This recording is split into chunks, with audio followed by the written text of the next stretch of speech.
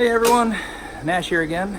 Today we're going to be working on the '08 Ford Taurus Limited. I said we'd be doing some more repairs on this, so today we're going to change strut mount and change the inner and outer tie rods and brake pads. Yesterday we did the passenger side, which included the lower control arm, but the driver's side is fine. So I'm going to show you today steps to go through to get all this done and point out some mistakes I made yesterday on the passenger side. Hopefully today it'll go a lot faster. And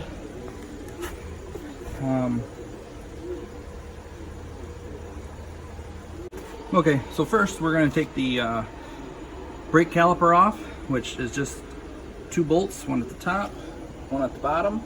And mine came out really easily. They're just 13 millimeter, and I believe these right here are 19 millimeters. I'm not 100% sure on that until I get it on there and start taking it off, but those are definitely 13s, and that's probably a 19. Okay, bolts are loose. I'm gonna pull them out. I'm gonna take this caliper out. I can do this with one hand while filming. You just get a screwdriver behind here and pry. And this is just what I've seen online, other guys doing. I'm gonna end up putting the camera down so I don't, you don't want this thing to drop and end up breaking one of your lines, your brake lines, because that will be a mess for you. So yeah, and then these are 18s, not 19s, so those are 18 millimeters.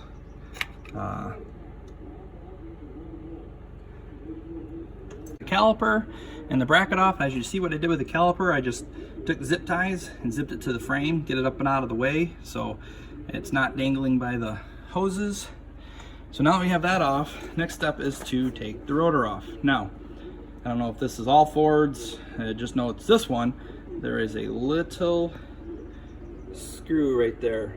That's where your little torque set comes in.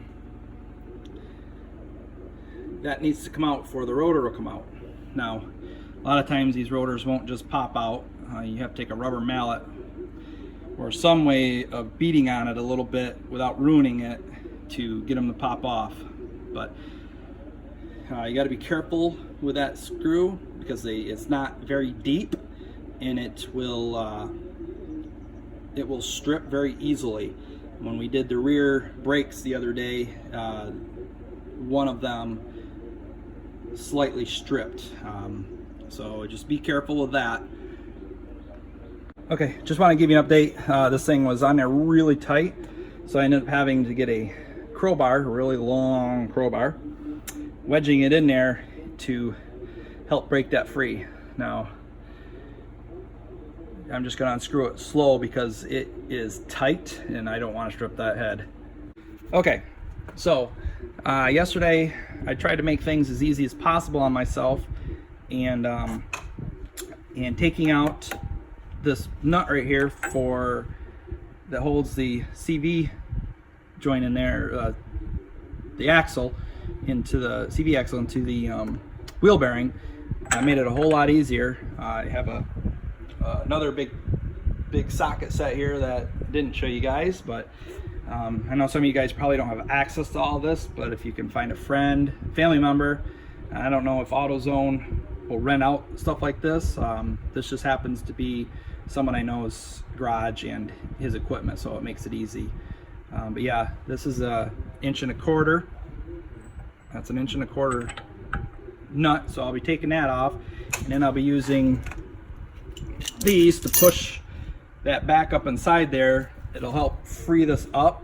So I've heard some guys mention that if you don't free that out of there, when you drop this forward to get your strut out, it puts undue pressure back, I'm sorry guys, right back there, and it's possible that that joint will pop out, and you really don't want that.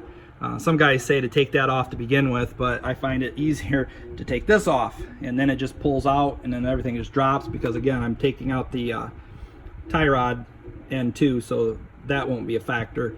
And then when I loosen up the control arm, that'll drop it even more, so that way I'm not getting any tension on that that drive shaft there. I did fail to mention, and I'm hoping everyone just figured it out, but I'll tell you anyways, I did have to put this big crowbar back in there again, because this obviously will move while you're trying to turn it off or back it out.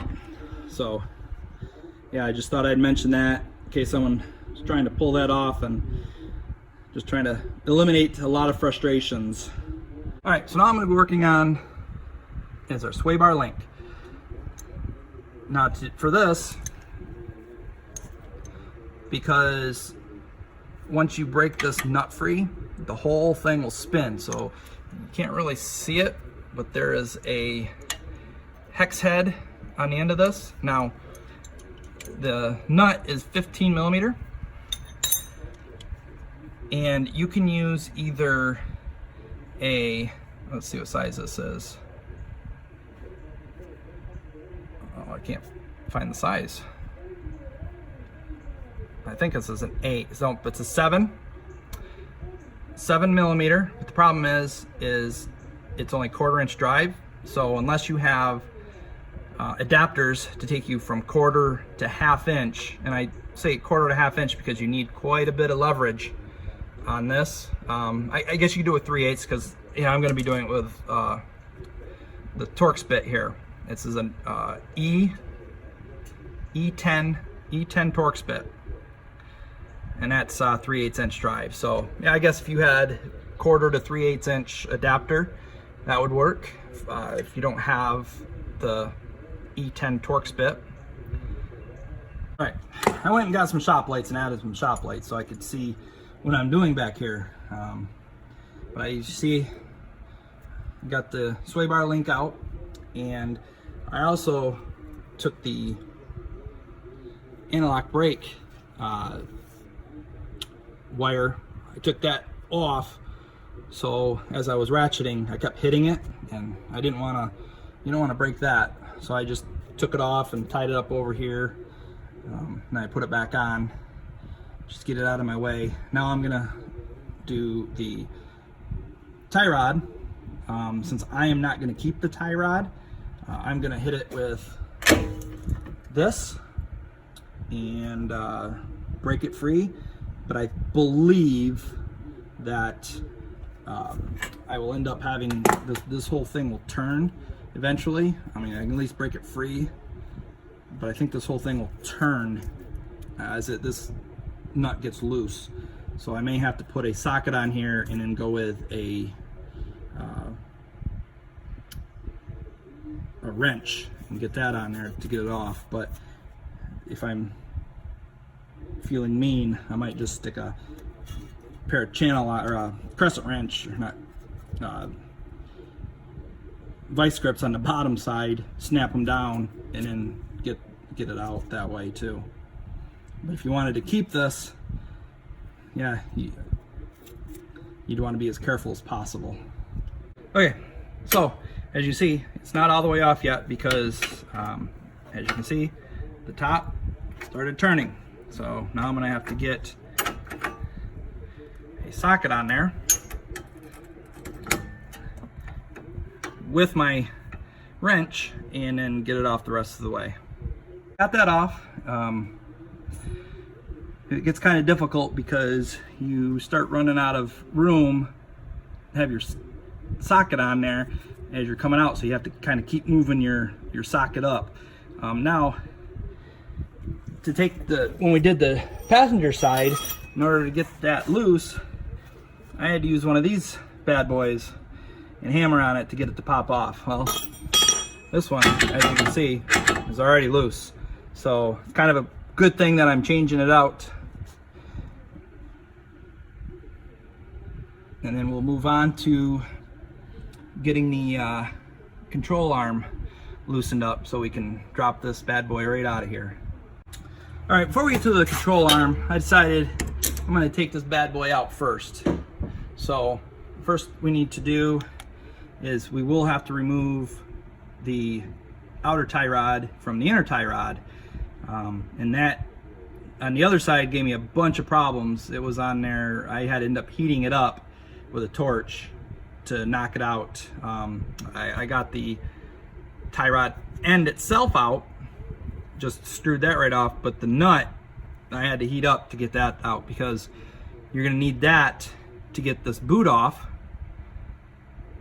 And when you get that boot off, the specialty tool, which I'll show you when we get to that point, fits right on there, but that boot has to come off. Boot off, you'll have to take some, I use long nose, needle nose pliers. Just squeeze these together and it just pops right off. Now, there's one in the back. I don't know if you'll be able to see this or not. Let's see if I can find it. Yeah, it's right there. I don't know if you can see that little nub. I won't be able to hold the flashlight and point, but it's right there.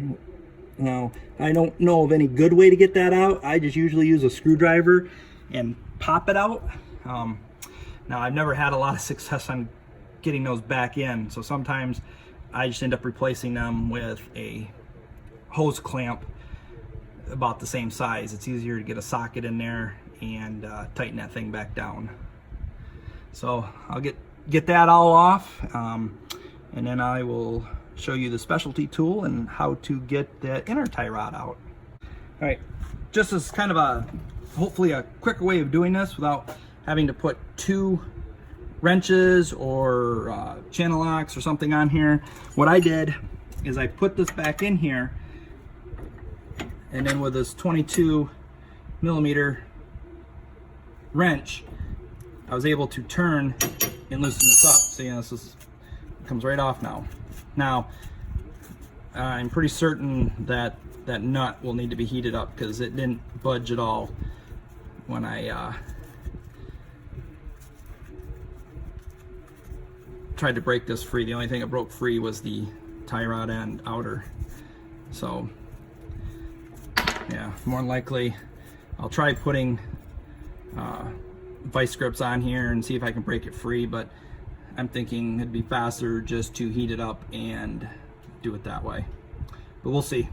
Yeah, I forgot all about, I have the ability to use my impact on this. I didn't think about it because last night we were doing this with no power, so I lost, all we had was a little generator and the little floodlights helping us out, so I had no power tools whatsoever. But yeah, as you can see, put the vice grips on there, locked them down.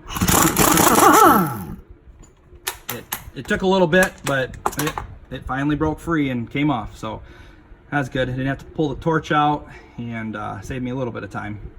So I got the boot off. Now, this is what it looks like. Let's see if I can get a good picture. I mean, as you can see, now zoom. As you can see, there's like 3 little slots, and then you have, if I can get the right angle here, you got a little bit of a hook there. Yeah, I believe this, to lock this back in, you got to be on either the 2nd or 3rd slot. Now, to pop this off, I just stuck a screwdriver in there and I just kept wiggling it and prying it until it popped off. Now, we tried yesterday with channel locks, and if anyone has any good way to get these back on, please leave a comment in the comment section, because I don't know of any. Like I said, I usually end up just finding a hose clamp that size, the kind that has a hex head, or you can use a Phillips screwdriver, and when you get in there, you position it so it's out on this side, and then you just get in there with a ratchet and tighten it down. But yeah, another thing I want to make note is look how loose this is. So it's probably not a bad idea that I'm changing it out. I wasn't going to, but because they come in a kit, 2 inners and 2 outers, I thought, might as well. Because if you look here, I don't know if I can open this up here, but if you hold it, it should stay. So I mean, there should be no play in that whatsoever. So I guess that'll get this thing nice and tight, and then well, I won't have to worry about it again for a long time, hopefully. Okay, here's that kit I was talking to you about. This is on Amazon. It's OEM Tools Master Inner Tie Rod Tool Set. I don't remember how much I paid for it. I bought it years ago when I was working on my 05 Chrysler Town & Country Limited. The one kit that AutoZone had didn't come with the right size adapter to fit on the nut of the inner tie rod, because you can't really see it, but there's a nut right behind here. It's right behind this joint here. So apparently it must have been a half size, a point whatever, and AutoZone, O'Reilly's, nobody had them. So I purchased this, and it's been a great investment. So I believe it's going to be this one right here, because that's the one I used on the other side. So we'll stick this in here and just verify. All right. Oops, sorry guys. All right, so it looks like it fits. So now the nice thing about this is you put that on there, and this has a locking mechanism. So you can open it up, and that fits right in those little tabs, and then you lock it down. Now I will need two hands for this, but real nice tool. And then of course you stick a 3/8 inch socket on, ratchet on the other end, and pop that right off. Like assembled. As you can see, I got it locked in there. Now see, it moves freely here, so you just got to kind of bring it forward until you get resistance, and then you know you're on the nut. Now I might have said this is a 3/8 hole. It's a 1/2 inch, so that makes it even better, because then I have more pry power. But I don't think these are on here extremely tight. Okay, so now we're going to move to the underside of the car here to get this lower control arm dropped. As you can see, this is an 18mm wrench I have sitting right on that nut, and there's another one around the corner. Like, yeah, there you go. So take the front one off first. There's really no room between the frame there to get the closed end on there, and there's no room from the back side. So I found taking the front one off first was easiest. So then I believe this is a 15mm, and yesterday I was using socket and ratchet. Today, now that I have power back onto the house, I'll be using the air. Okay, now I'll take you over to the front side. Sorry, this is gonna look kind of awkward, guys. Okay, so we're looking at it here. That's the other bolt for the bottom side of that bushing. Well, not the bottom side, but looking at the bushing from the bottom side. So we'll need to take that out. And one thing that confused me yesterday while watching a guy do a YouTube video, he didn't really say that nut right there doesn't move. It's welded to the frame of the car. So I wasted probably about 20 minutes trying to figure out how to get a socket on there, which you can't because there's not enough room between the nut and bolt there and the control arm. You can actually get a socket on there, but you can't get a ratchet. So now I thought, well, I'll use one of those swivel bits. Now that didn't work either because that wouldn't fit on there. But I'd say I wasted 20 minutes to half an hour trying to figure out how to get a wrench on there. Actually, I did waste longer than that because I went to AutoZone to get some wrenches to see if they would fit on there. But none of them worked. So then I'm just like, well, let me just try from the other side, and come to find out that that nut is welded right on there. So little helpful hint to you guys, don't worry about that nut, just work on the bolt. So we got all three of those out. the two in the back and the one going right through there, and it doesn't wiggle much because it's in there pretty tight, which is a good thing. That's what you want. Now we're going to go ahead and take the nut off here, and this is a 21 millimeter. And if you want to hold on to the other side with a wrench, I got my 18 here. Now it does have a little bar here that keeps it from spinning, but I don't know how thick that is, and if I get too much torque on it, if it's going to bend it. So it'd be better just to put that wrench on there and go from there. So the first thing I'm going to do, because we got that bolt out, so this is free. We still got the 4 bolts up here holding this on, but I'm not going to take those off yet. I'm going to push this out. That way this is free, so when I take those 4 bolts or nuts off on the top, if this thing happens to drop, I'm going to try holding it when I take the last one out, so when this thing drops, I'm not putting any pressure on this joint way in the back. So I'm just going to push this in with this puller, and then we'll take the 4 nuts off up here. You see them?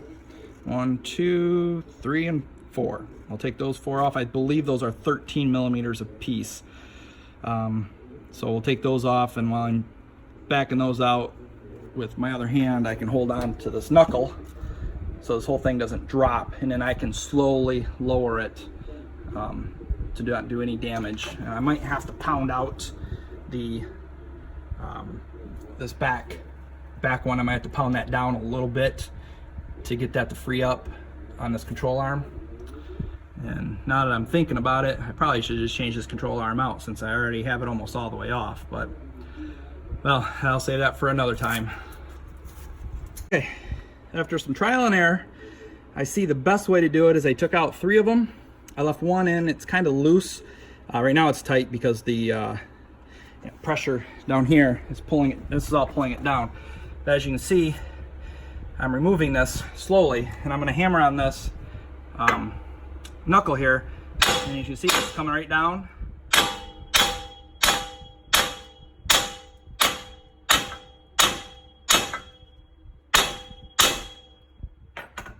It's almost all the way out. I'm going to use 2 hands here so I can push this back through, so this whole arm will come down, and then I can take it the rest of the way out. As you can see, I got it out. It did require me having 2 hands, a little bit of tapping and prying, and see, this is all nice and loose. So you can see I've got that out. So that prevents the issue we were talking about earlier with that popping out. So that'll all pop back in nice and easily as soon as we get the new one in there. So I'll just take that last bolt out, and then I'll start reassembling, kind of in the reverse order. Now, one thing I did read, the strut, complete strut assembly I have, it's made by Monroe. Again, I got the whole kit from 1A Auto. I'll plug them. Been giving them quite a bit of car business lately. Their prices are fair. Shipping's free for over a certain amount of money spent, and the shipping's fast. You order, in about 3 days you have your parts. I'm assuming it'd be depending on where you live. I think they're out of Kentucky. I live in Michigan, so I don't know what Kentucky is to, say, California or Maine or something like that. So here in Michigan, I got it in about 3 days. So 1A Auto is where I get most of my auto parts from, just because I used to get them at AutoZone, but AutoZone now their warranties aren't as great. 1A Auto has a lot of their stuff is limited lifetime warranty, and when you start working on a lot of cars and putting stuff in, you don't want to replace stuff and have to repurchase. So those limited lifetime warranties are nice. So yeah, I will get this out. And what I was saying is, Monroe, if you go to Monroe's website, they suggest that when you reassemble this, you put it back in the knuckle and you tighten the knuckle down before you put the top bolt, tighten the top bolts down. I guess it's to help eliminate unwanted creaking noise or something like that, you can go to their website and they have a page that'll tell you how to why they suggest that. But yeah, that's what I'll be doing. I'll tighten this nut and bolt down first, but what I will do is I will start the ones on top just so it doesn't move on me, and then after I get it all secured down here, then the last thing I'll do is tighten those down. So let me get this out of here and start getting things back together. Okay, so I have the strut back in.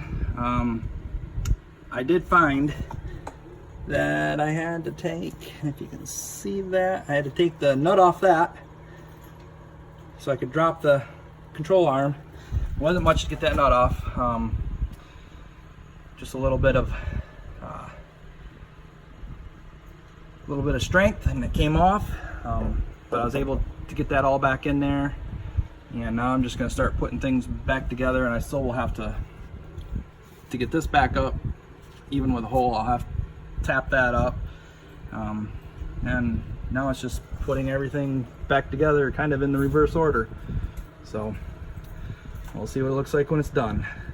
Okay, so we got everything back together, got that tightened back down. Got the nut started right there. Tighten that down. I actually tightened that down first before I did any of the other stuff, just to keep this knuckle from moving around on me. Got the control arm tightened back down. Got this back on, and as you can see, I put a hose clamp style back on there. Keep it nice and tight, but easier to do and undo. All this boot really is to just keep dirt out of there. Got the clamp back on there, and it's something I should have mentioned at the beginning of the video, and I will put something on the bottom of the screen that mentions before you take this nut off, count your threads from here to the nut. You're not going to be, it's not going to be exact, but you want it to be as close as possible, so when you drive this to wherever you're going to get a front wheel alignment, your car's not all over the road. Your steering will be really loose, and you don't want to be driving down the road and something happens. So mine were 15 on the passenger and 16 on the driver, so I just counted out 16 threads, put the nut at that 16th thread, the 16th thread being on this end of the nut. So I counted from the back to the front of the nut, 16, and I just took a small screwdriver and a flashlight, and I just took my time and kind of went through each groove counting. That way it'll be close to what the other one was on there, but again, it won't be exact, but at least get you so you can get to the auto shop safely, unless of course you're one of those guys that can do your own wheel alignment. So yeah, so let me finish up here. I got to still put the sway bar link on and the outer tie rod on, and then other than putting the rotor and the brakes back on, I don't think we really need to show you how to do that. It should be pretty easy. After I get all that on, then I will go up top and tighten those 4 nuts on top. So yeah, that's pretty much all you need to do to change that out. Change your strut out, the full assembly, on a 2008 Ford Taurus Limited.